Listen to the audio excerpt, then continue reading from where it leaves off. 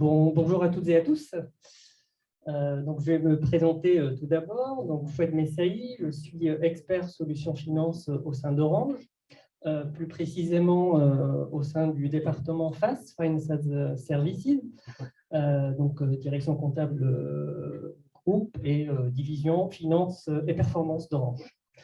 Je vais vous présenter, partager avec vous notre expérience dans le déploiement du portail fournisseur dans le cadre du projet Cloud. On a commencé par déployer cette brique qui fait partie de l'ERP Cloud d'Oracle. Donc, on a commencé à faire une préétude pour voir quelles possibilités on pouvait mettre en place pour déployer cette brique-là. Donc, juste en préambule, quand on étudie les différentes fonctionnalités disponibles dans l'Oracle Cloud, donc on voit notamment qu'il y a cette brique qui est le portail fournisseur. Donc, c'est un espace privatif qui permet de consulter un certain nombre d'objets du P2P, c'est-à-dire du purchase to pay. Le détail des commandes, des réceptions, des factures, des paiements. Ce sont principalement les objets qui nous intéressaient, nous, dans le cadre de ce déploiement. J'en parlerai peut-être à la fin. Il y a d'autres fonctionnalités qu'on n'a pas mis en place, parce que c'est hors périmètre.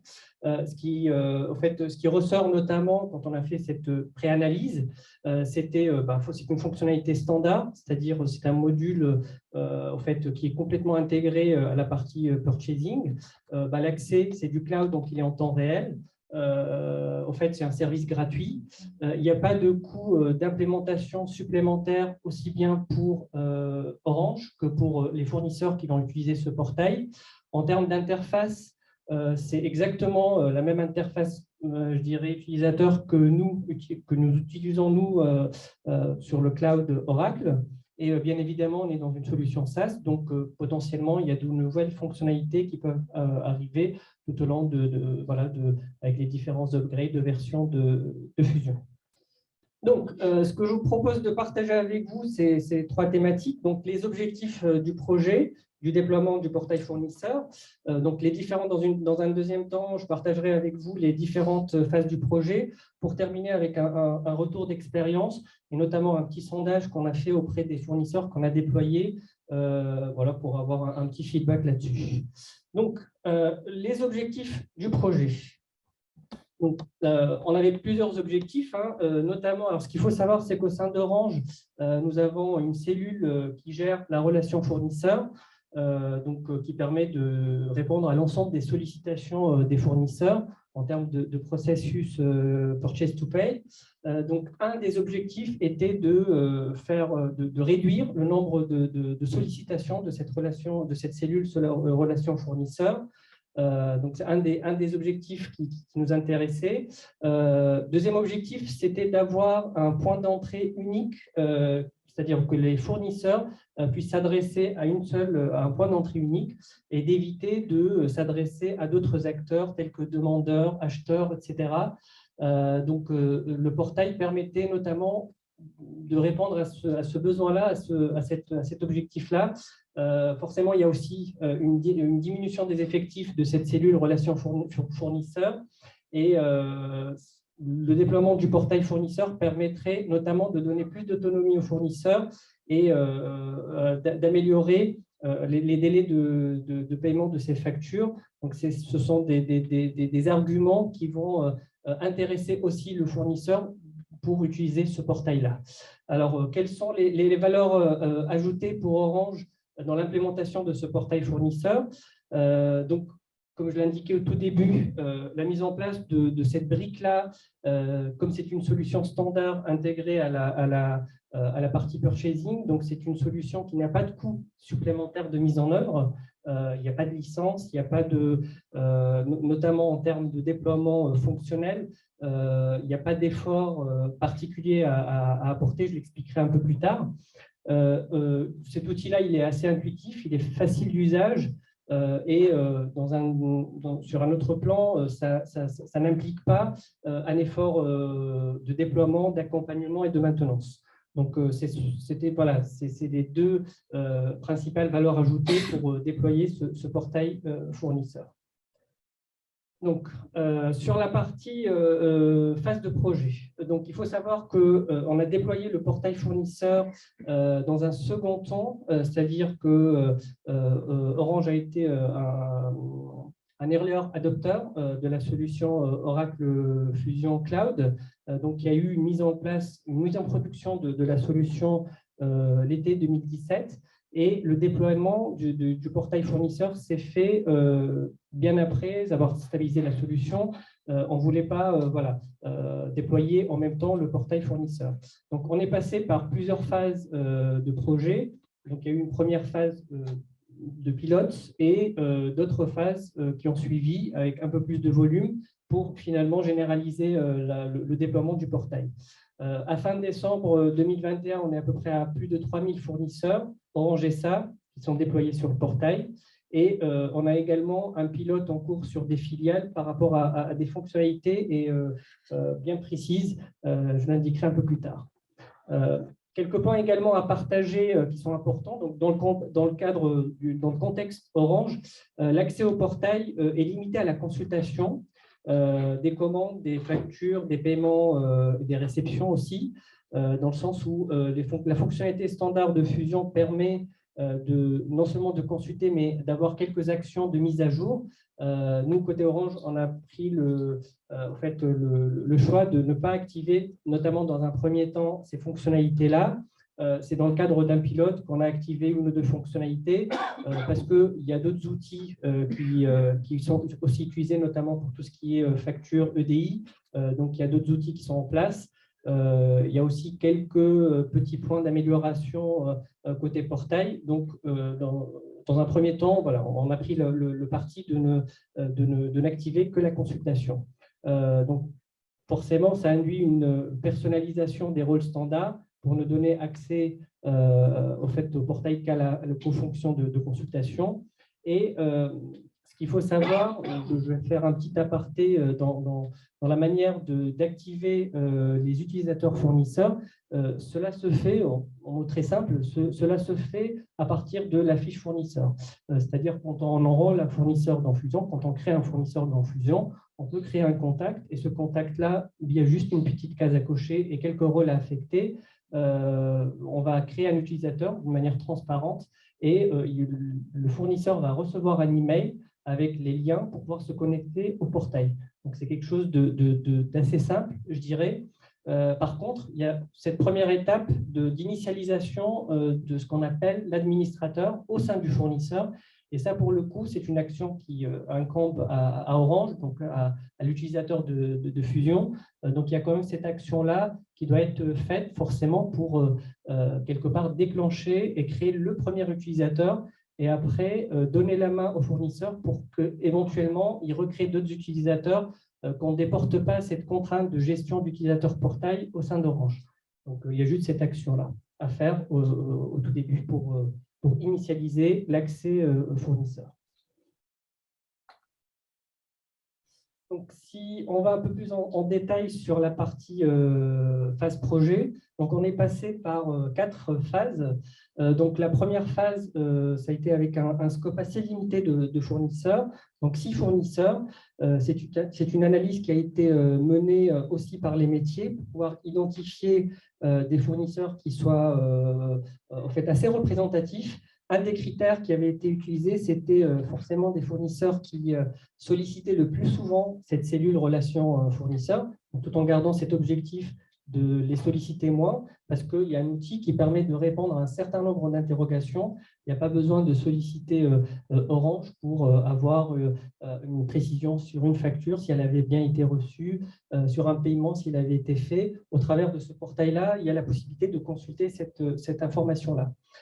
Donc, il y a eu une identification d'un scope de fournisseurs qui ont été sélectionnés aussi bien par la direction des achats que la compta fournisseur. Et on a mis en place une réunion périodique pendant cette phase pilote pour pouvoir avoir un peu leur retour, leur feedback et voir quel était le ressenti, quels étaient les irritants. Donc, on a essayé de les accompagner. Donc, ça a été la première phase pilote. Une deuxième phase a été menée. Et là, le moyen d'identification et d'enrôlement des fournisseurs avait été différent. C'est-à-dire qu'on est passé par un mailing avec une identification d'une trentaine de fournisseurs, donc un mailing sans obligation d'utiliser le portail. Il y avait juste un retour de leur part pour demander ce fameux premier utilisateur pour qu'il puisse être initialisé. Donc ça a été la deuxième phase. La troisième phase, c'est semblable de la deuxième phase, sauf avec un peu plus de volume, 500 fournisseurs, toujours dans le même principe, par mailing, pour, à partir de décembre 2019, une généralisation. Donc, tous les fournisseurs pouvaient se connecter au portail. L'adhésion se faisait par un formulaire qui était disponible sur le site d'Orange. Et en fait, moyennant un certain nombre d'informations, ils recevaient derrière un mail, leur utilisateur était créé, ils pouvaient se connecter directement sur le portail. Donc voici voilà, c'était les 4 phases par lesquelles on est passé pour ce déploiement-là. Donc quel était l'effort de déploiement chez Orange? Donc principalement, forcément, il fallait un peu s'approprier cet outil-là, ce portail fournisseur. Ça n'implique pas un gros effort, hein, donc ça a été pris par nous, l'équipe projet, pour éventuellement faire un peu de paramétrage. Sur la partie portail, clairement, il n'y a pas de gros efforts de paramétrage, c'est-à-dire tout est quasiment prêt. Le seul paramétrage qu'on a eu à faire, comme je l'indiquais, c'était la personnalisation de rôle pour limiter les accès à la consultation. Sinon, il n'y a pas d'interface, tout est intégré. C'est un des points positifs du déploiement du portail. Forcément, avec les métiers, il y avait un effort pour identifier les fournisseurs, donc une préanalyse métier et la préparation du mailing. Sur la toute première phase, il y a eu un accompagnement, voilà, sur la première phase, un accompagnement limité pour la phase pilote. Il y a aussi, j'en parle pas dans les slides, mais dans le déploiement final, on se base sur une aide en ligne Shortwave. Donc là, c'est vraiment un enrichissement des informations qui peuvent aider les fournisseurs à être autonomes. Pour l'enrôlement final, donc il y avait la préparation d'un formulaire d'adhésion et d'initialisation pour ce premier utilisateur qui est à initialiser pour qu'ils aient accès au portail. Alors, juste faire un petit parallèle. Là, j'ai parlé du contexte Orange où, en fait, la création de cet utilisateur se fait d'une manière asynchrone, c'est-à-dire qu'on crée le référentiel fournisseur et dans un second temps, on déploie le portail en rajoutant ce contact comme étant contact utilisateur du portail. L'autre option aussi, c'est de pouvoir activer cet utilisateur du portail dès la création de la fiche fournisseur. Ça peut être aussi une démarche. Je ne sais pas ce qu'on a pris nous parce que voilà, on a fait le déploiement en 2 temps. Le portail fournisseur, on l'a déployé un peu plus tard, mais il y a cette possibilité-là, c'est-à-dire au travers d'un acheteur au sens large, lorsqu'il initialise, lorsqu'il référence un fournisseur, il y a la possibilité de rajouter, de déclencher l'utilisation du portail dès l'initialisation du référentiel de la fiche fournisseur. Alors, pour illustrer tout ça, je vous propose, j'ai fait quelques copies d'écran de ce que le fournisseur reçoit comme email à la création d'un premier utilisateur, d'un admin. Donc, comme je l'ai indiqué, au fait, c'est assez simple dans le sens où le fournisseur reçoit un email pour lui demander pour l'informer qu'il a accès au portail fournisseur. Alors, ce qu'on a fait, nous, c'est aussi quelque chose qu'on a mis en place. En fait, on a modifié la notification, on a paramétré la notification pour que ça soit plus parlant. Il y a la possibilité de rajouter un certain nombre d'informations. Donc, ça aussi, on l'avait fait. Donc, le fournisseur reçoit cette notification, il a un lien URL, il se connecte à ce lien URL et, bien évidemment, il met à jour son mot de passe et il accède directement au portail fournisseur. Donc, pour les personnes qui ont déjà vu les écrans Oracle Cloud, c'est exactement la même interface que nous, utilisateurs d'Oracle Cloud, avons l'habitude. Donc, c'est exactement la même interface. En fait, l'écran, en fait, comment on appelle ça, l'interface utilisateur est assez simple. Elle est simple d'utilisation, c'est ce qui nous a été notamment remonté. Donc, il accède directement au portail. Et là, il accède aux fonctionnalités, c'est-à-dire la consultation de commandes, la consultation des factures, des paiements, éventuellement sur la partie info fournisseur.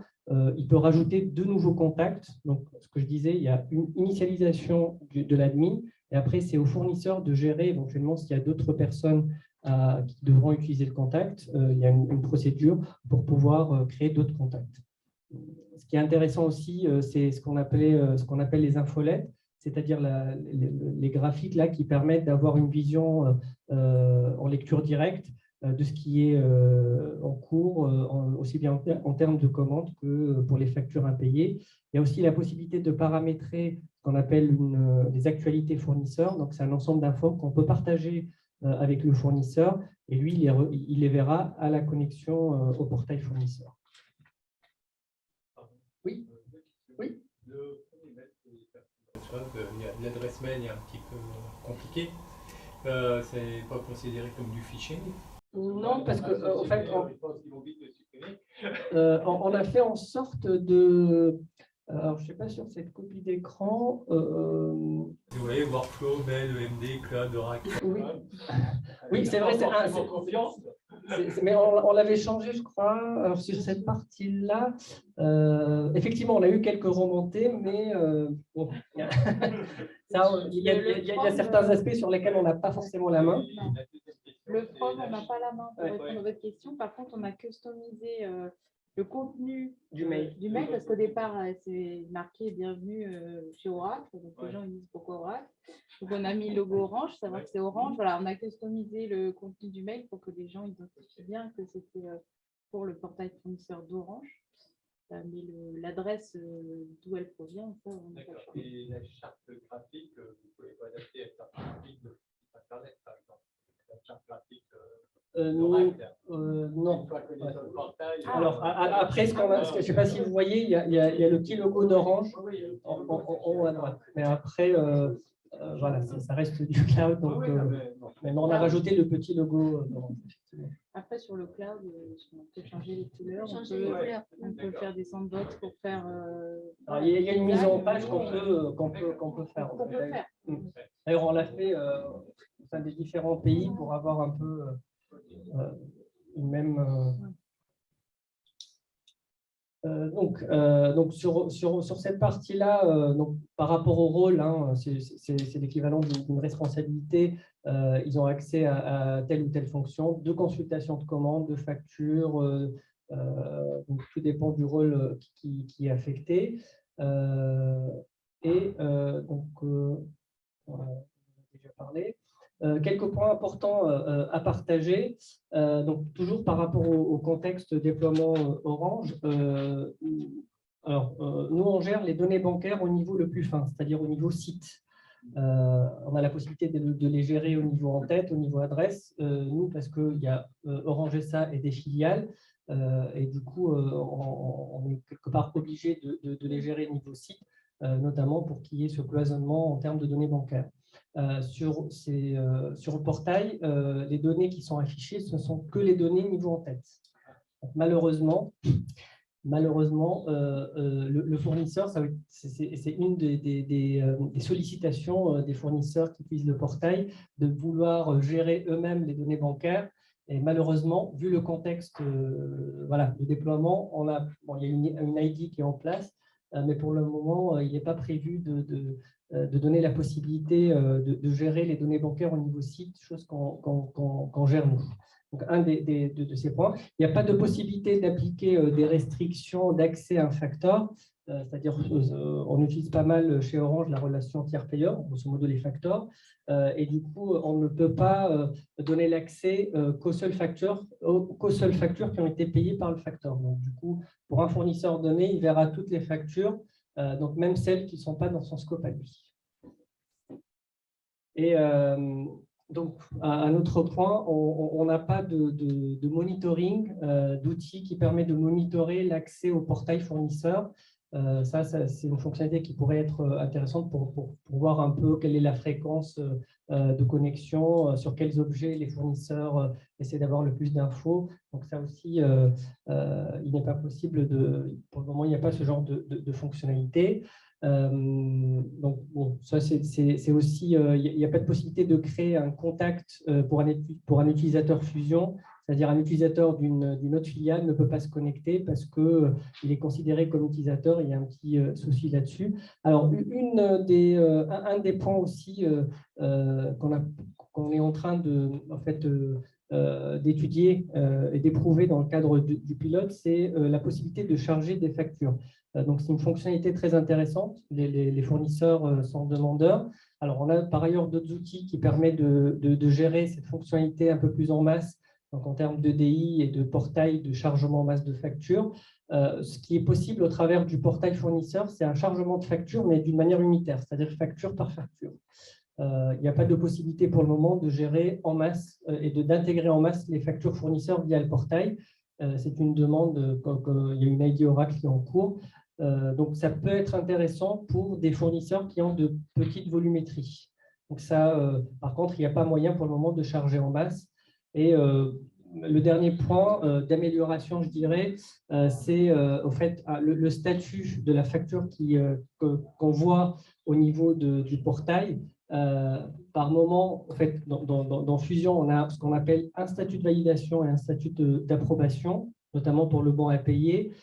Au niveau du portail, on ne voit qu'un seul de ces deux statuts. Donc, par moment, on a eu des interrogations du fournisseur dans la partie basse où il y a eu une validation du statut, mais l'approbation est lancée, mais pas approuvée. Le fournisseur, il voit que sa facture est approuvée, alors que le bon à payer n'est pas encore déclenché. Donc, il se pose la question.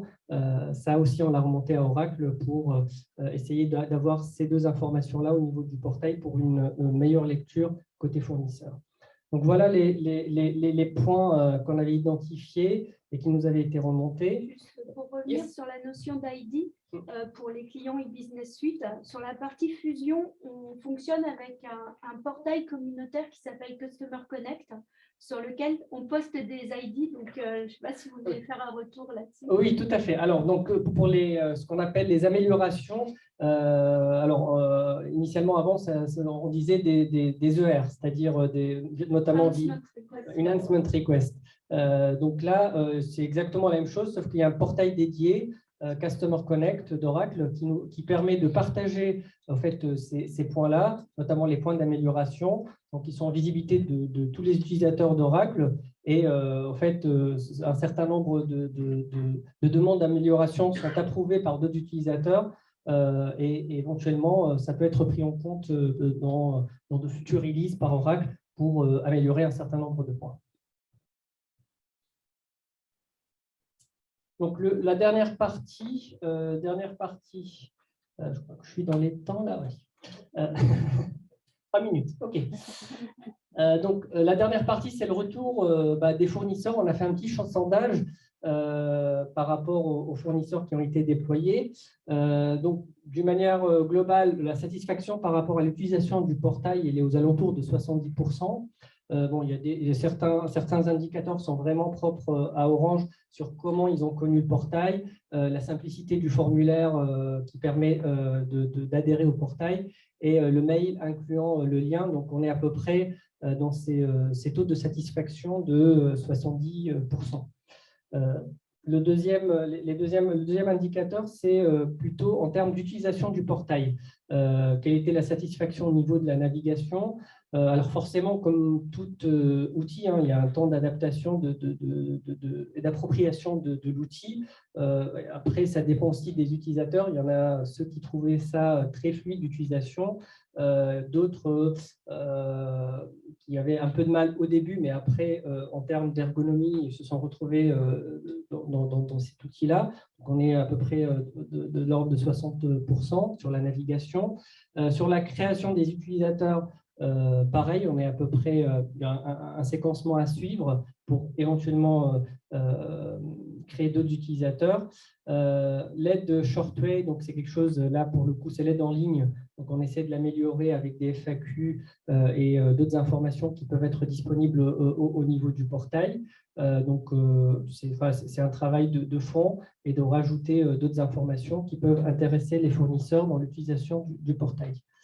Dernier slide, c'est plutôt, ça permet de voir la fréquence de connexion,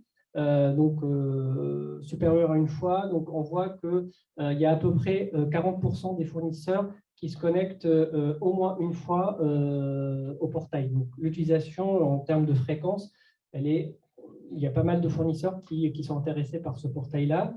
Les informations consultées, donc c'est principalement les factures, les paiements, puis les commandes.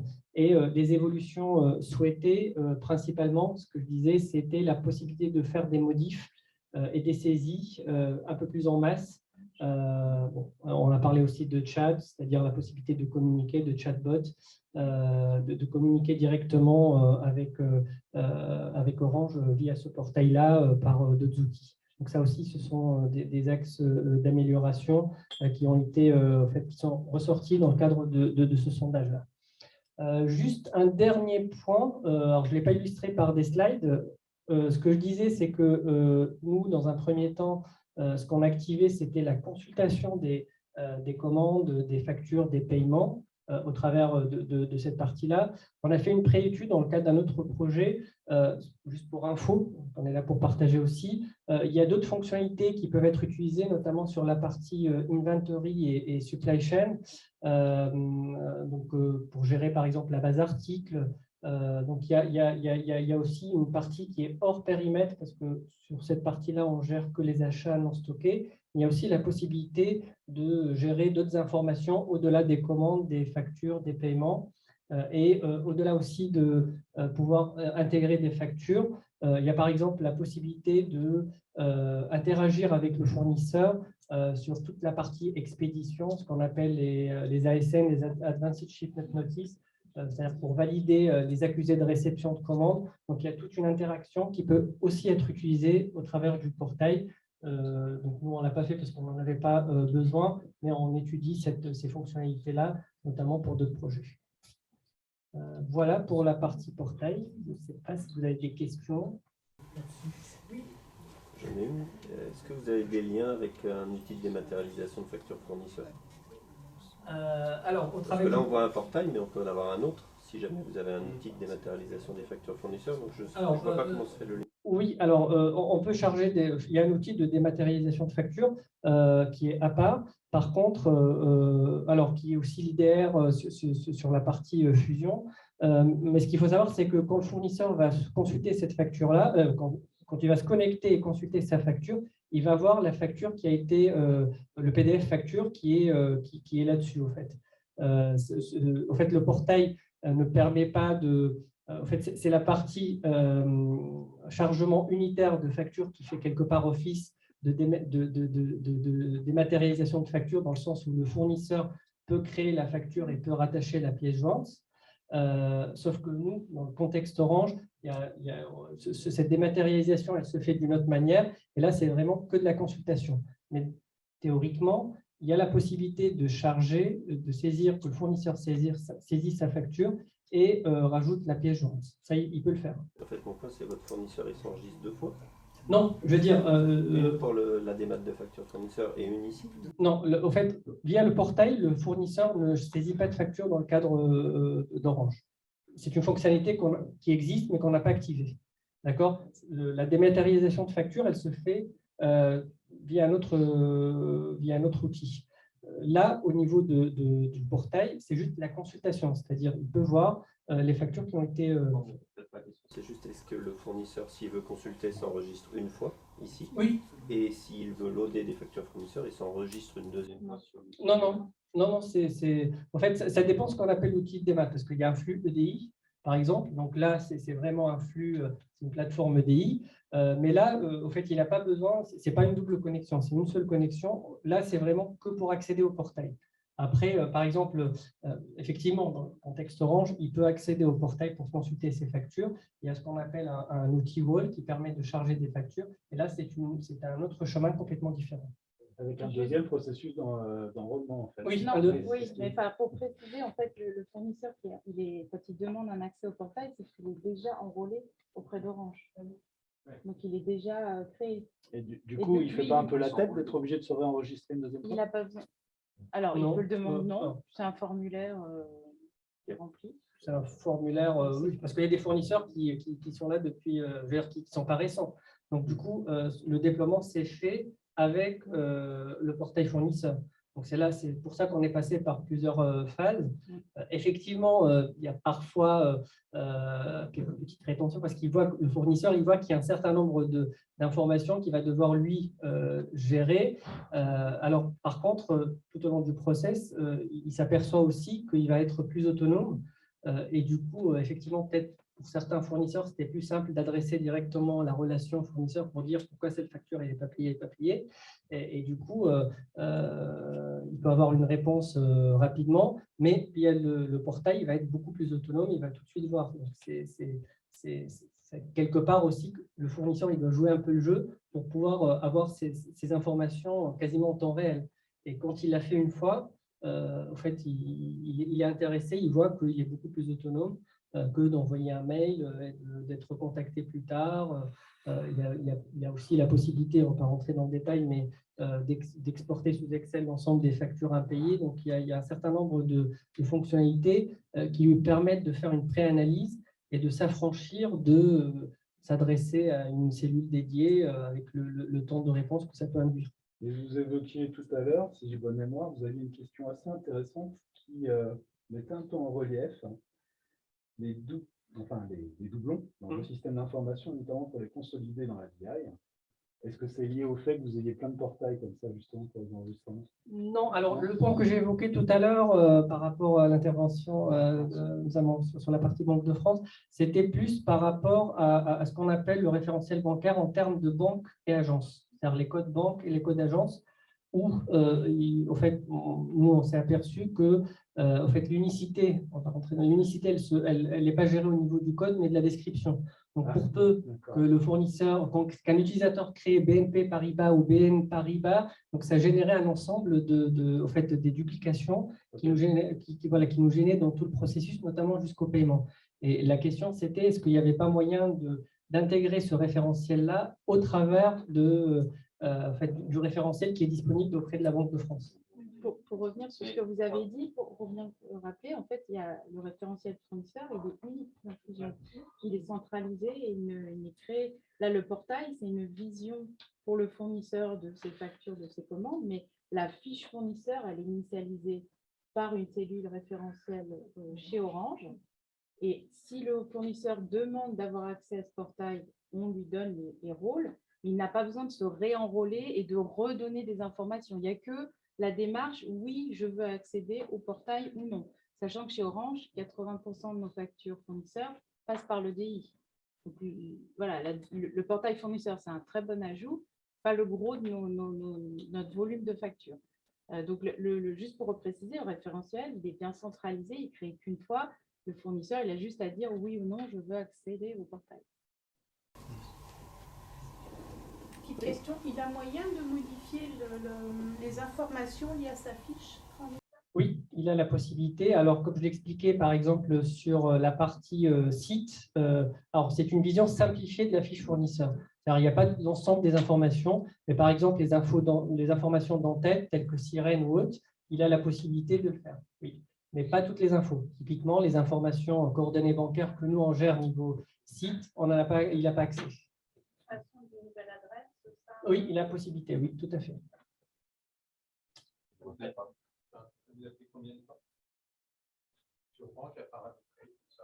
Alors, je rajoute côté paramétrage, c'est vraiment presque rien. Il n'y a pas de paramétrage. C'est vraiment une brique qui… le seul paramétrage qu'on a eu à mettre en place, c'est les rôles pour limiter l'accès à certaines… par exemple, ne pas avoir accès à la saisie de facture. Et c'est quelque chose qui est assez rapide.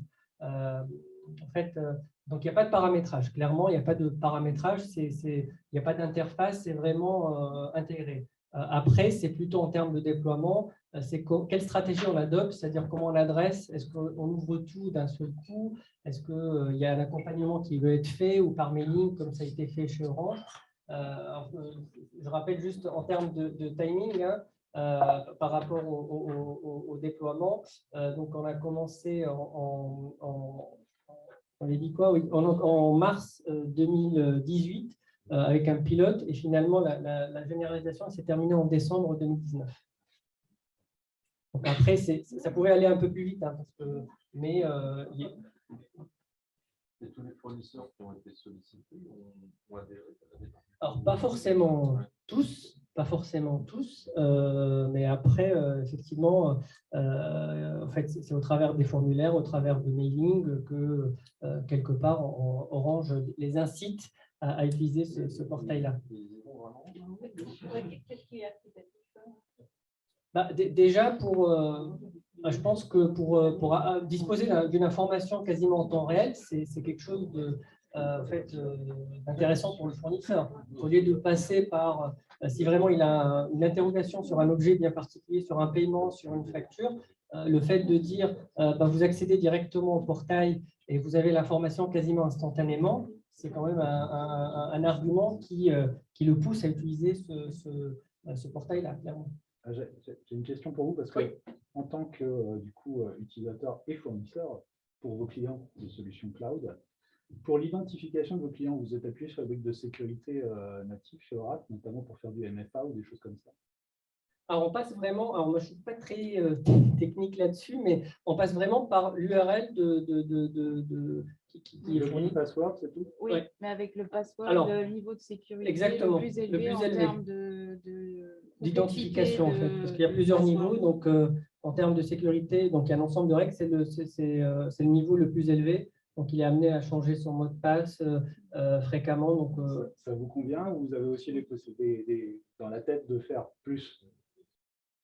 Non, pour le moment. Dommage, sinon, je vous aurais laissé ma carte pour que vous testiez pour nous et que vous nous disiez si c'est marrant. Ce que je peux dire sur ce point-là, je fais partie d'Orange et donc je travaille aussi en relation avec les services de sécurité, c'est que le portail, on a fait analyser par nos services de sécurité. Ouais. Et donc, ils se sont penchés dessus et on dit, écoutez, on regarde, et si ça ne nous plaît pas, vous allez fermer votre portail. Je veux dire, ils ont dit, je ne saurais pas dire surtout, mais en fait, il y a certaines choses qu'on a travaillé ensemble et des choses qu'ils ont fait après de leur côté. Je pense qu'ils ont dû faire des tirs de leur côté. Regarder ce sur quoi on accédait, est-ce qu'on accède qu'aux informations du fournisseur, est-ce que ça a un point d'entrée pour aller ailleurs dans la base de données. Donc ça, ils l'ont analysé dans service de sécurité et ils ont répondu positivement. Et notamment ce qui a été fait pendant la troisième phase, là, pour les 500 fournisseurs pour tester la sécurité. Là, au besoin, on peut vous mettre en contact avec eux pour des analyses, pour des choses plus approfondies.